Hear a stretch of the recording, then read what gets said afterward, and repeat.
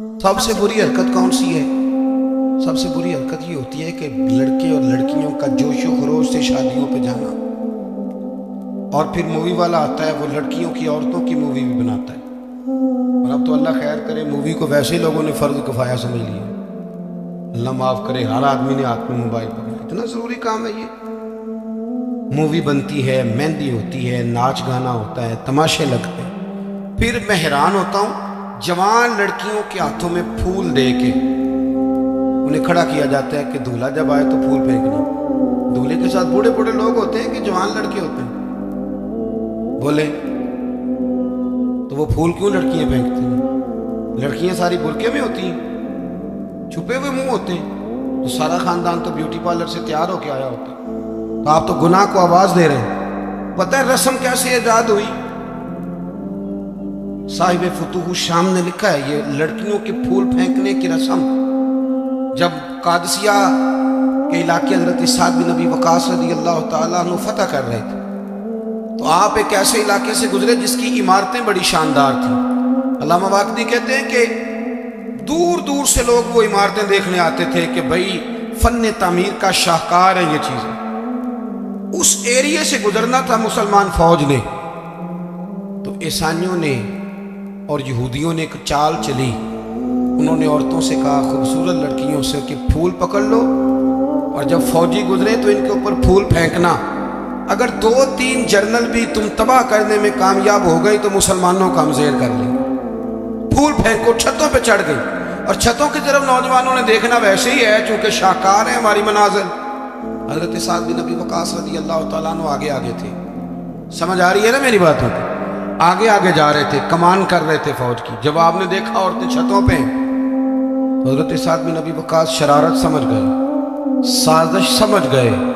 لوگ زہر بھی جو ہوتے ہیں نا، زہر بھی دودھ میں ڈال کے دیتے ہیں، ڈائریکٹ نہیں دیتے، انہیں پتہ ہوتا ہے کہ زہر رگوں میں کیسے اتارنا ہے۔ جناب سعد بن ابی وقاص آگے آگے تھے، جب دیکھا عورتیں چھتوں پہ ہیں تو فوراً بولے، گھوڑے پہ چڑھ گئے اور فوج کی طرف توجہ کر کے کہنے لگے فوجیو تمہیں پتہ ہے نا اللہ کیا فرماتا ہے؟ رب فرماتا ہے مردوں سے کہو نظریں جھکا کے رکھیں۔ نظریں کون بلا جی؟ مومن مرد۔ قرآن مجید نے حکم دیا کہ مومن مرد نظریں، اس کا مطلب ہے مرد وہ نہیں ہوتا جو اکڑ اکڑ کے چلے، مرد تو ہے ہی وہ قد اونچا ہو نظریں جھکی ہوئی، مرد کہتے ہیں اسے۔ مردوں سے کہو نظریں جھکا کے رکھیں۔ 10,000 فوج تھی، عورتیں پھول پھینکتی رہیں، 10,000 فوجی گزر گیا پر ایک نے بھی نظر اٹھا کے نہیں دیکھا۔ جب سارے گزر گئے تو ان عورتوں نے پلیٹیں پھینکی اور کہنے لگی او بے شرمو یہودیوں اور عیسائیوں، تم کس طرح کے لوگ ہو، اپنے مقاصد کے لیے بہو بیٹیوں کو استعمال کرتے ہو، اور یہ کتنی شان والے ہیں۔ ایک آیت سنی ہے اور نظریں جھکا لی ہیں، تم بھی غلط ہو، تمہارا طریقہ بھی غلط ہے۔ آج کے بعد ہم مدینے والے رسول کا کلمہ پڑھیں گے، ہم مسلمان ہوا کریں گے۔ اور ہمارے ہاں شروع انہوں نے کی تھی، اور اللہ خیر فرمائے رنگ ہم نے پکڑ لیا اس کا۔ ہمارے یہاں عورتیں پھول پھینکتی، بزرگ نہیں پھول پھینک سکتے، نوجوان نہیں پھینک سکتے۔ خدا کا خوف کرے۔ اور پھر مرد عورتوں کا اختلاط ہوتا ہے، اور پھر اس سے آگے شادی کے بے پناہ خرچے، بے پناہ قرضہ اٹھا کے شادیاں کرتے ہیں۔ نکاح میں تو 2 آدمی جائیں گے، 2 جوڑے جائیں گے، اور میں آپ کو ایک شرعی حکم بتاتا ہوں، آپ کا سگا بھائی ادھر دیکھو میری طرف، سگا بھائی اپنے بیٹے کی شادی پہ اگر آپ کو نہ بلائے تو اس سے ناراض ہونا جائز نہیں۔ تو سیدھے میرے نال بھی ہو گیا۔ او بھائی، سگا بھائی بھی اگر اپنے بیٹے کی شادی پہ نہ بلائے تو اس کی مرضی ہے، نہ بلائے چاہے نہ بلائے، اس سے ناراض ہونا جائز۔ تو آپ کو تو منگنی میں نہ بلائیں تو ناراض ہو جاتے۔ اور اگر کوئی کارڈ بھیج دے نا صرف ولیمے کا، کہنے نے ولیمے تے بھی وہ بھی جان کے جڑے جانج نال گئے سن، اسی صرف ولیمے تے بھی فرض ہے آپ کا جانا۔ ہاں حضور نے حکم دیا ہے کہ ولیمے کی دعوت دے تو ضرور جایا کرو، لیکن اس کے اتنے زیادہ خرچے ہم نے کر دیے، ہمارے بچے، آپ ناراض نہ ہونا، گناہ اس لیے عام ہو گیا کہ ہم نے نکاح مشکل کر دیا، نکاح مشکل ہو گیا۔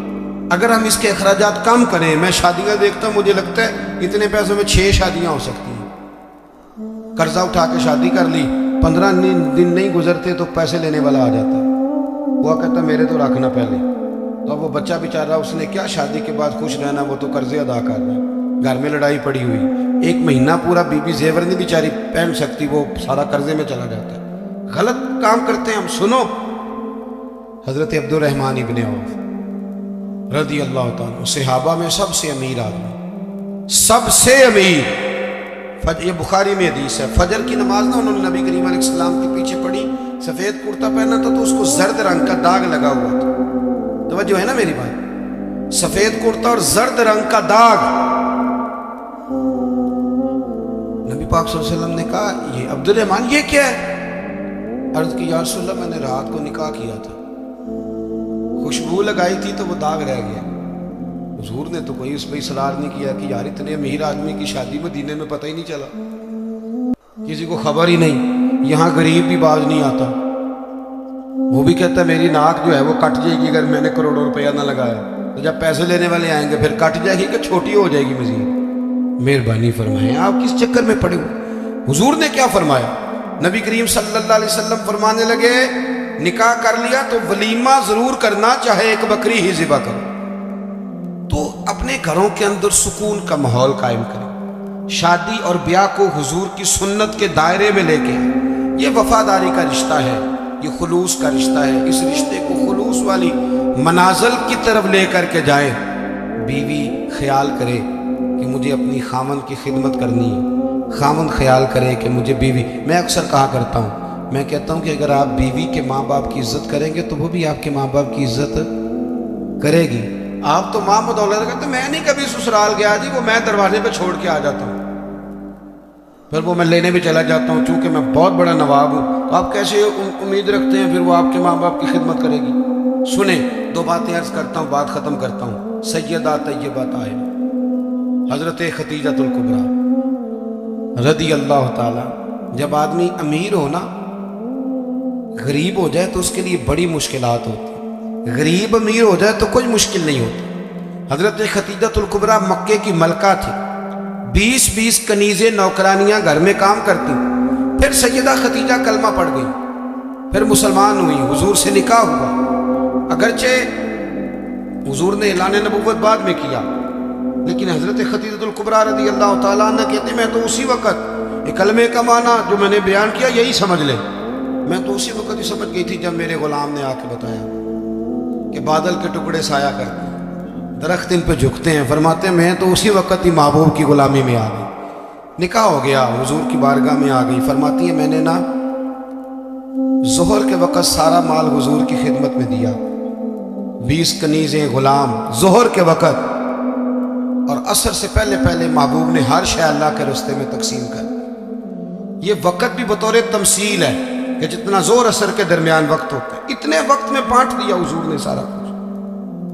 اتنی امیر بی بی اور پھر وہ غریب ہو جائے۔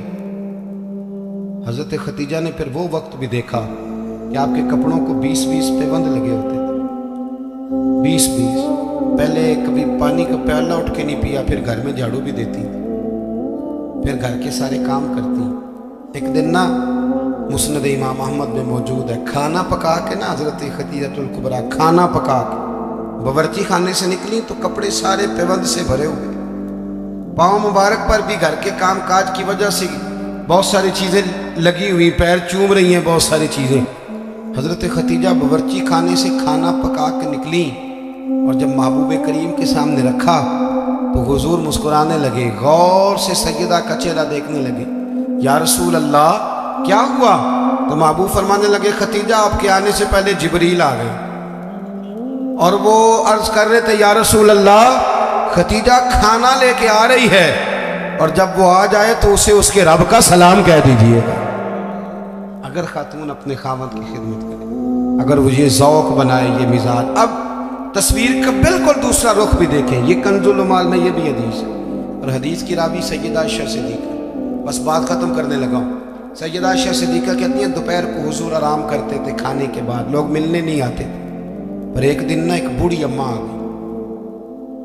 اس نے جب دروازے کے سامنے آ کے وہ بولی تو حضور جلدی سے اٹھے، خود دروازہ کھولا، کھانا کھلایا، کھجوریں دی، سرکہ دیا، پیار کی، محبت فرمائی۔ حضرت عائشہ صدیقہ رضی اللہ تعالیٰ عنہ کہتی ہیں یہ میں نے انفرادی رنگ دیکھا، باقی ہر ایک سے شفقت کرتے تھے، پر یہاں میں نے حضور کا انداز جداگانہ دیکھا۔ جب جانے لگی تو حضور نے تحائف بھی دیے۔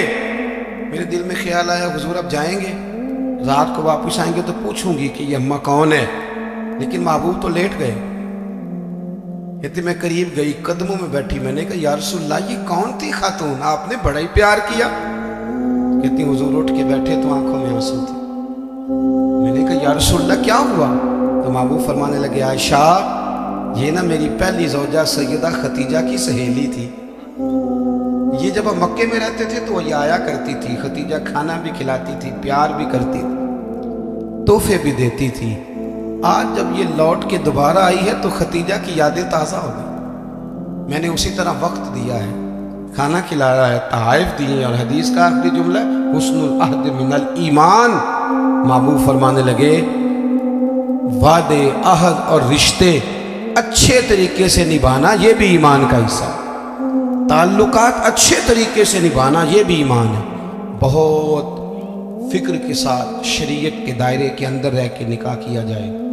دیکھیں کسی کے دیندار ہونے کا پتہ ہی تب چلتا ہے جب اس کے گھر میں کسی کی شادی ہوتی ہے، محفل میں تو سارے نیک ہوتے ہیں، تبھی تو پتہ چلتا ہے اب اس کا دین سے کتنا رشتہ ہے۔ شریعت کے دائرے میں رہیں، نکاح کو آسان کریں۔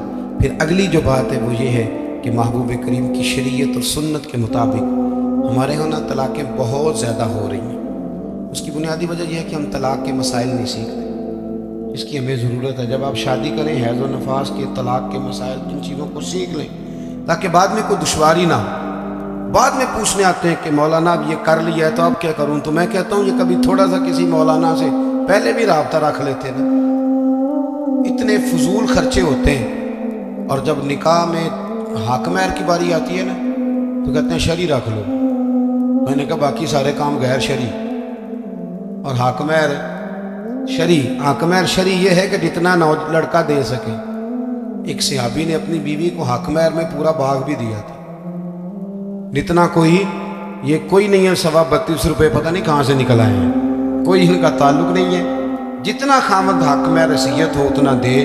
اور مولا علی شیر خدا رضی اللہ تعالیٰ عنہ فرمایا کرتے تھے جس کو دائمی بخار ہو اترے نہ، کسی بی بی کے پاس اگر حق مہر کے پیسے پڑے ہوں تو برکت والے ہوتے ہیں، ان سے پیسے لے کے، چاہے بعض علماء کہتے ہیں اس کا یہ معنی بھی کر لو کہ اپنی جیب سے دے دے، حق مہر والے متبرک ہیں وہ لے لے، کہتے تھے ان پیسوں کا شہد خرید کے پیو، پرانے سے پرانے بخار میں بھی اللہ شفا عطا کر دے، اس لیے کہ وہ برکت والے پیسے ہیں۔ میں دعا کرتا ہوں اللہ ہماری اس عزیز پہ کروڑوں رحمتیں فرمائے، اللہ کریم ان کی زندگی کے سارے معاملات میں آسانی فرمائے۔ آپ کی محفل اگر جاری رہے گی بڑی اچھی بات ہے، محفلیں تو سرکار کی